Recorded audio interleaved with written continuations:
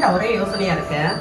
அது ஒண்ணும் இல்லம்மா, சின்ன வயசுல நான் விளையாட போகும்போது ஐயம்மா புளிய மரத்துக்கு எடுத்து விளையாடாதரா பேய் இருக்குடான்னு சொல்லுவாங்க.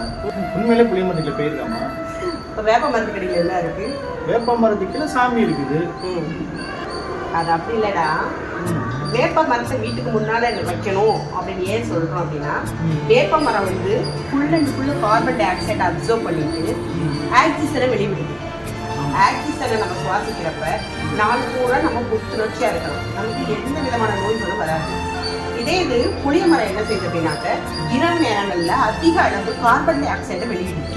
இந்த கார்பன் டை ஆக்சைடை நம்ம சுவாசிக்கிறப்ப நமக்கு வந்து மூச்சு திணறல் ஏற்படும், வாமிட் வரலாம், இல்ல சில நேரங்களில் லூஸ் மோஷன் போகலாம். இந்த மாதிரி பல ப்ராப்ளங்கள் நமக்கு வந்து வரலாம். ஓகேவா? இதைத்தான் வந்து அந்த காலத்துல சொல்ல தெரியாம புளிய மரத்துல வந்து பேய் இருக்குது, புளிய மரத்துக்கிட்ட நீ போனேன்னா உங்க பேய் அடிச்சிடும், ரத்த வாங்கி எடுத்துருங்க அப்படின்லாம் சொல்லி பயமுறுத்தி அங்க போக விடாம வச்சிருந்தாங்க. ஓகேவா? நானும் இவ்வளவு நாள் புளிய மரத்துக்குள்ள பேய் இருக்குன்னு தான் நினைச்சிட்டு இருந்தேன். இப்பதான் உண்மை என்னன்னு தெரியுது. நம்மளாவது இனி ஜென்ரேஷனுக்கு சயின்டிபிக் படி என்ன நடக்குதுன்னு சொல்லுவோம், பேய் இருக்குன்னு சொல்லாம. ஓகேவா ஃப்ரெண்ட்ஸ்?